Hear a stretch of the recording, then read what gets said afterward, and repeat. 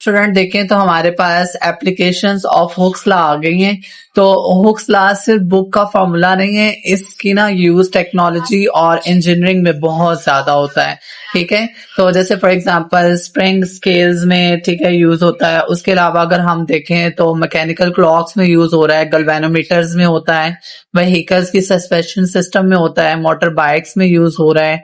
ठीक है, door hinges में हो रहा है, मैट्रेसेस में हो रहा है। इतने सारे ये देखें लिखी हुई हैं जिनके अंदर हम हुक्स लॉ की जो है वो एप्लीकेशंस है, ये सारे जहां पर हम हुक्स लॉ अप्लाई कर रहे हैं। ठीक है, तो हमारे पास सिंपल आपने यानी जहां स्प्रिंग का कंट्रोल स्ट्रेचिंग या कंप्रेशन यूज हो रहा हो ना, तो आपने याद रखना है वहां पर हुक्स लॉ का कॉन्सेप्ट आ सकता है। लेकिन इंपॉर्टेंट बात यह है कि हुक्स लॉ हर फोर्स पर अप्लाई नहीं होता, ये सिर्फ स्पेसिफिक रेंज ऑफ फोर्स यानी इलास्टिक लिमिट के अंदर वैलिड होता है। अगर इलास्टिक लिमिट से बाहर हो जाए ना बात, तो उस वक्त हुक्स लॉ जो है वो अप्लाई नहीं होता, बल्कि वो परमानेंटली डिफॉर्म हो सकता है या ब्रेक हो सकता है ऑब्जेक्ट। ठीक है, तो हुक्स लॉ तब तक ही वैलिड होता है जब तक इलास्टिक लिमिट ऑब्जेक्ट के अंदर मौजूद हो। ठीक हो गया ना, आपको ये बातें कुछ पता होनी चाहिए। जहां ये जो सारा मैंने बोला है ये सारा ऊपर मटेरियल में लिखा हुआ था। अब सबसे पहले हम एप्लीकेशन देखते हैं जो सबसे इंपॉर्टेंट है। आपने जो है वो यहाँ क्वेश्चन लिख लेना है, how does a spring scale work. Question लिखें और यहां से लेकर यहां तक आपने लिखना है। अच्छा, बेसिकली आप यहां से यहां तक भी कर सकते हैं, यहां तक भी आंसर कर सकते हैं, लेकिन मैं ये चाहता हूं कि आप इसका ये भी आपको पता होना चाहिए। दो काम होते हैं ना जब भी हम स्प्रिंग स्केल को मेजर करते हैं, तो उसमें कंप्रेशन भी होता है और उसके अलावा एक्सटेंशन भी होती है। तो दोनों चीजें आपको पता होनी चाहिए। तो अगर हम सबसे पहले देखें तो हमारे पास स्प्रिंग देखते हैं कि कैसे काम करता है। देखें, इमेजिन करो कि आपके पास एक स्प्रिंग बैलेंस है। ठीक है, आप किसी ऑब्जेक्ट को इस स्प्रिंग स्केल के साथ अटैच करते हो। ठीक है, और ऑब्जेक्ट का वेट नीचे की तरफ फोर्स लगाता है, आप स्प्रिंग स्ट्रेच होगा, स्ट्रेच होती जाएगी, लेकिन जितना आप ज्यादा वेट लगाओगे ना उतनी ज्यादा वो जमीन की तरफ जाएगी, लटक जाएगी। ये स्प्रिंग आपने देखा होगा अक्सर वो जो बाहर कबाड़ी आते हैं वो लेने के लिए छानपुरा, तो वो ये अक्सर उनके पास ही होता है। तो आपने रोटियां वगैरह दी हो तो वो वेट तोलते हैं इससे स्प्रिंग स्केल से। तो आपने देखा होगा जितना ज्यादा वेट हो उतना ज्यादा आपका ऑब्जेक्ट नीचे चला जाता है। तो और हुक्स लॉ के मुताबिक इलास्टिक लिमिट के अंदर ही एक्सटेंशन अप्लाइड होती है। ठीक है, तो इसी एक्सटेंशन को मेजर करके वो आपको जो है बता रहा होता है कि इतना वेट है, इतने किलोग्राम है, इतना है, इतना नहीं है, फिर वो आपको उसके मुताबिक वैसे दे देता है। ठीक है, तो आपने ये याद रखना है कि आपके पास सिंपल क्या है। यहां से देखें, spring scale use the extension और compression of a spring to determine the weight of object. Spring scale जो है ना हम इस्तेमाल करते हैं कि वो कंप्रेशन और एक्सटेंशन को मालूम करने के लिए किसी भी ऑब्जेक्ट के वेट की। In common spring balance extension और an elongation produce in the measurement of weight. किसी भी जो स्प्रिंग है उसकी जो एक्सटेंशन है ना वो उसकी वेट के बराबर होती है। मतलब ये कि जितनी ज्यादा आपके पास एक्सटेंशन होगी उतनी ज्यादा उसका वेट होगा, मतलब उतना ज्यादा उसकी फोर्स होगी। ठीक है, in compression balance the spring is compressed by the load force and the compression produce measured by mean of a pointer moving over a scale। इसके अंदर वो क्या कह रहा है, वो कह रहा है एक जो है ना इसमें ऑब्जेक्ट का लॉर्ड स्प्रिंग को स्ट्रेच नहीं करता बल्कि कंप्रेस करता है।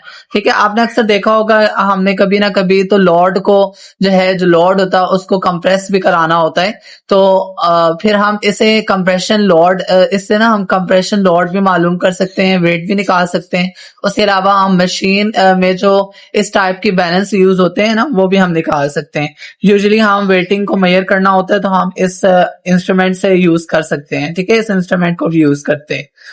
उसके अलावा अगर हम देखें तो हमारे पास नीचे सेकंड अगर उसको देखें तो आप हमारे पास दूसरी एप्लीकेशन को देखें तो वो क्या है, balance wheel of mechanical clocks.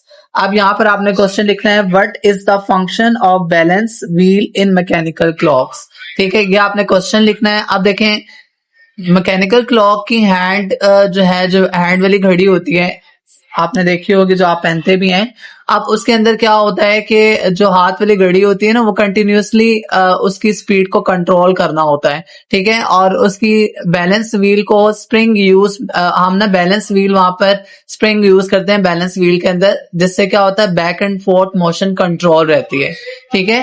तो जब हमारे पास बैलेंस व्हील की मोशन प्रॉपरली कंट्रोल ना हो तो क्या होता है, क्लॉक की टाइमिंग जो है ना वो डिस्टर्ब हो जाती है।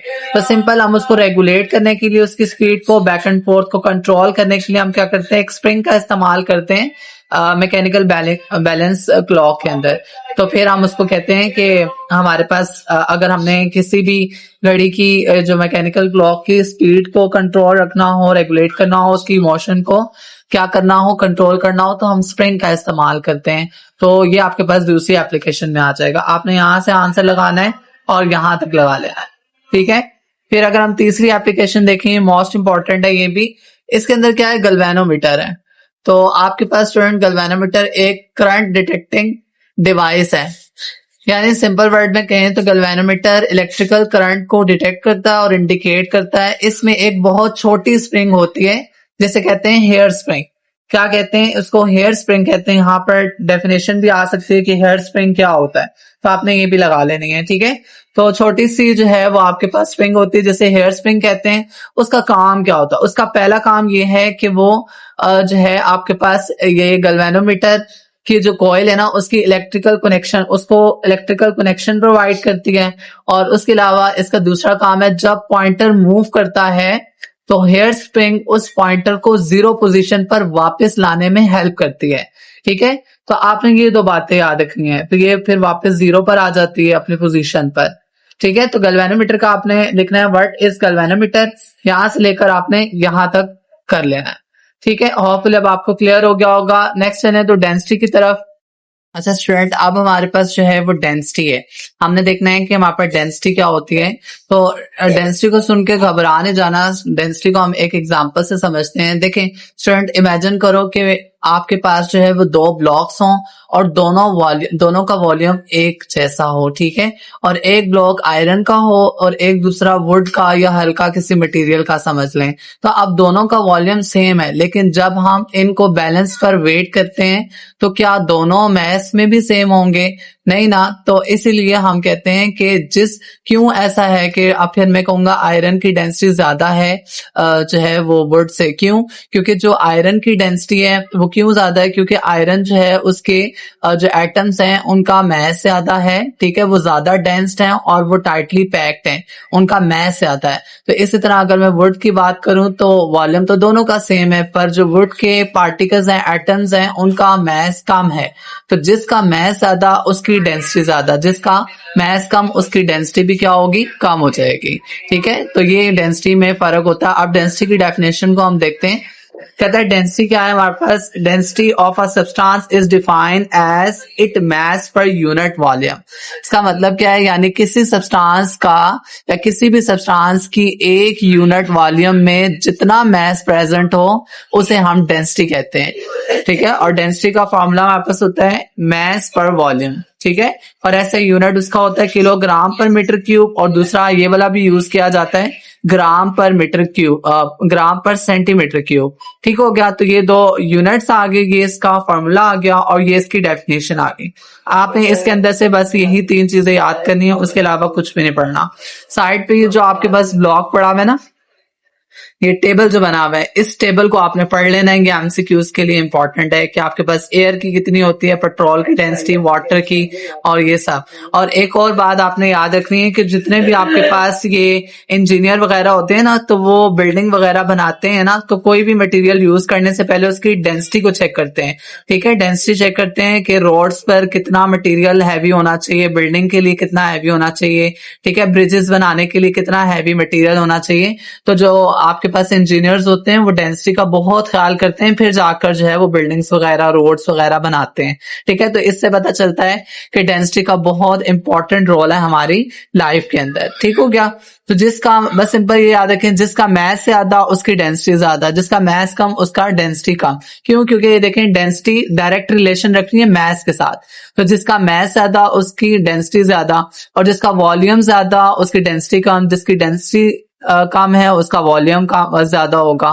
ठीक है, इस तरह से ये इनवर्स रिलेशन है और ये डायरेक्ट रिलेशन है।